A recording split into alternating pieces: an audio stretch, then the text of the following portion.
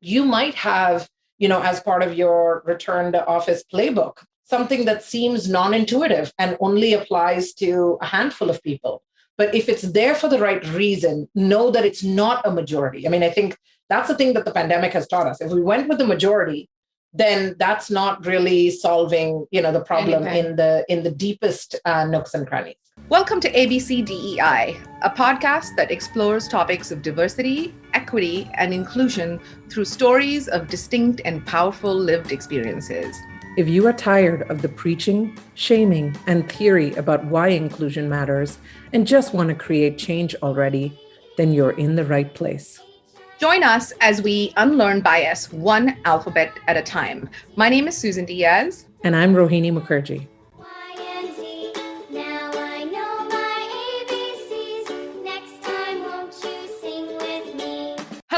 And welcome back to ABCDEI. We are back after a season break for new episodes.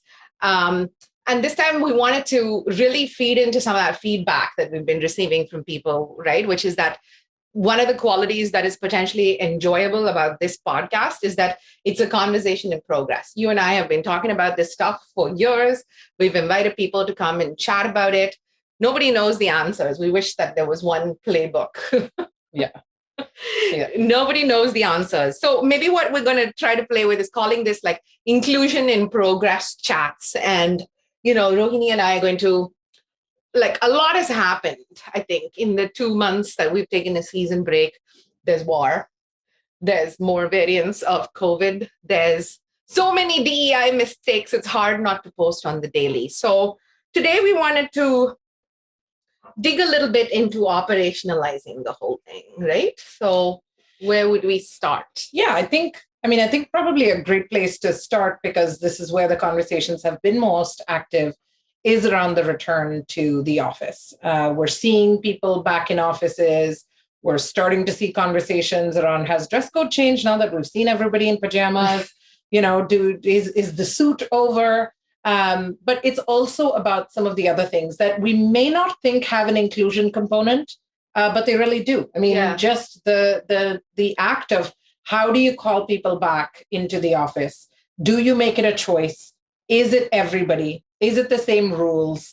What does it mean for people whose lives have changed since the pandemic? And then how do we, once we are back in the office in whatever capacity, make sure that inclusion becomes part of the operations of the workplace and not something that's, an afterthought or sort of a sidebar consideration.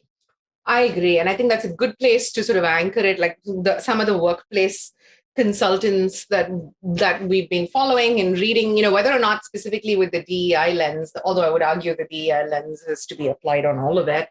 I think the defining going forward is how companies are going to react to that hybrid, right? I think repeatedly we're seeing people put out these surveys, and how many times does it have to say 75% of the people would prefer flexible and remote arrangements? And again, the flexible and remote is not an introvert versus extrovert decision or discussion, as much as it is about, let me choose. Let me sort of have that flexibility. So I think, when we were talking earlier, Rohini, you were making a point about DEI work when associated with reputation management is automatically performative. And we would say that a majority of DEI work right now is reputationally led, right?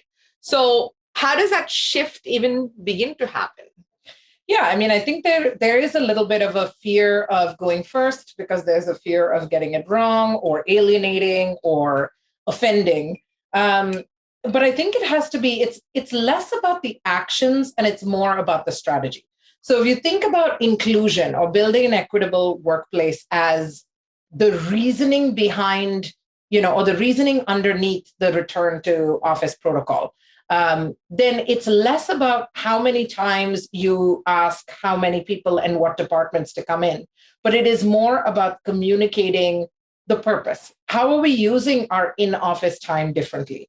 Or what is the purpose? Because we've brainstormed, we've had team meetings, we've built plans, we've executed plans, from our dining tables and our kitchens. So It really has to be a bit more deliberate and compelling as to why am I going in and what does that flexibility look like versus we must come in Monday, Wednesday, and Friday because that's the way things are. I think anything dogmatic is just going to seem a lot more sort of shallow and not well thought through. And I think that's part of it is DEI can't be this additional layer. Like you make a rule and then accommodate women, accommodate people who commute, or accommodate people who belong to any kind of marginalized group. So it doesn't become a tweak. It actually becomes baked into everything. Who are you bringing back? Who are you hiring? How do people move up? What does representation at leadership level look like?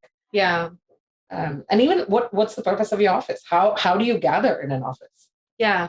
I think we've talked a lot about trust, right, in our previous episodes. And to me, it always sort of comes back around to that trust.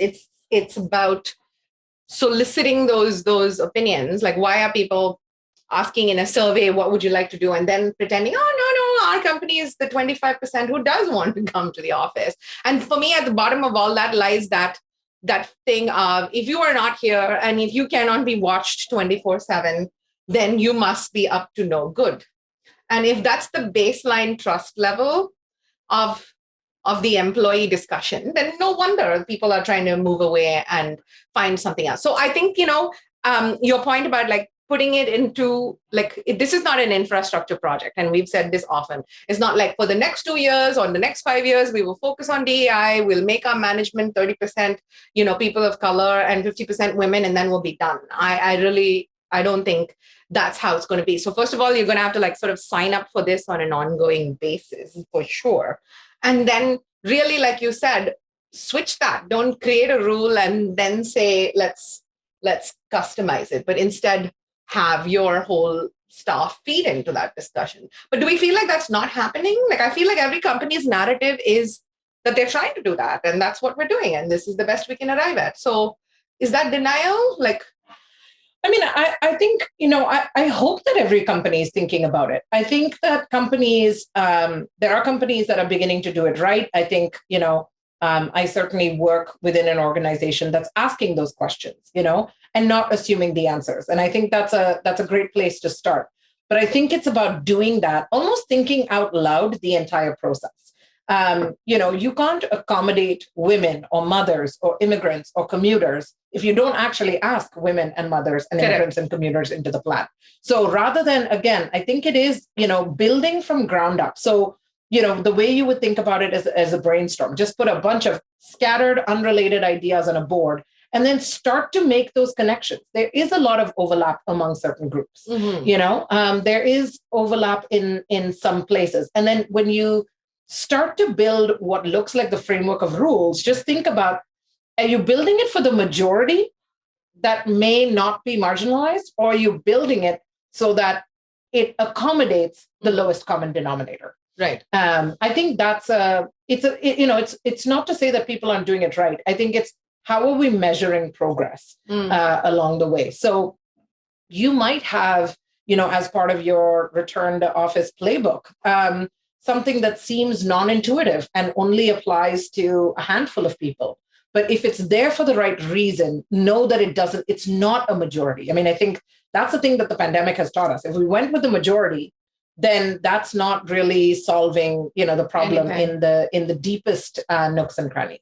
I agree. So that it really is it, folks, for this week's episode. I think if you want to start thinking about what does it take to operationalize DEI, I think the key things to think about first is to dissociate it from being a reputation solution, right? You really want to be thinking beyond reputation.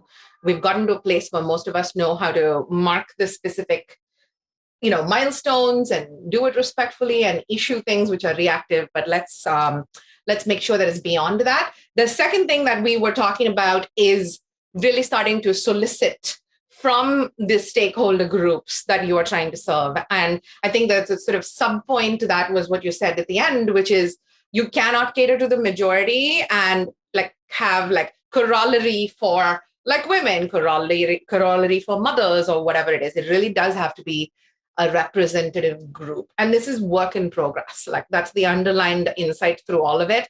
DEI is not a is not optional. I think we've established that over 35 odd episodes of our own and the body of work of so many people. But like now, once you sign up for it, it's going to be a lifetime project. So thank you for joining us. Thank you. If you like what you're hearing, don't forget to hit subscribe and please drop us a review. If you want to learn more about us or the ABCDEI podcast, visit abcdei.ca.